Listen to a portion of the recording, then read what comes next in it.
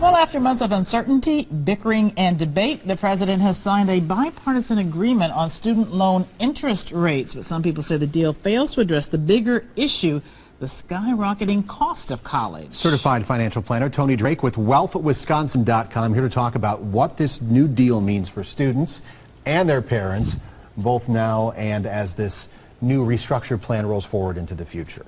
Thanks for being with us, Tony. First of all, let's talk about this new deal on student interest rates. What does this mean?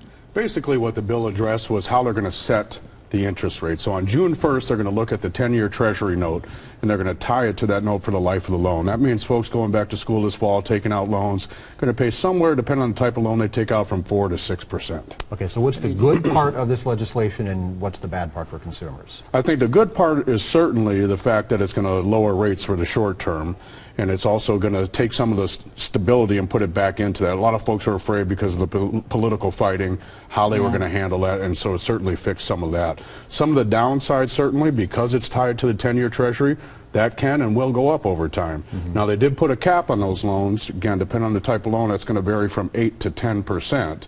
And as you mentioned earlier, the other problem, it didn't really address the larger problem, rising costs of student college loans and due to the tuition, and also mounting student debt. Yeah, one thing parents are just saying over and over, many parents are just struggling because college costs just go up, up, up. And what does this mean for really our country as a whole? Well, it's interesting. For the first time in history, student loan debt exceeds credit card debt today in our country, believe it or not. And it's a rising problem. A recent study showed us about half of folks surveyed said it's just not a good financial decision. That means they're looking and saying the benefits of the college degree are outweighed by the cost of the tuition. What do you mean when you say there's no escaping student debt?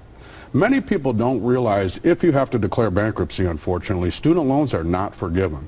They'll continue to accrue penalties, and if you're looking for a way to pay these off, we have a great budget worksheet on our website, WealthWisconsin.com, that can help you. And another misconception, it's not just folks in their 20s that are faced with this problem. This is also facing retirees. More than 2 million retirees over the age of 60 have student loan debt.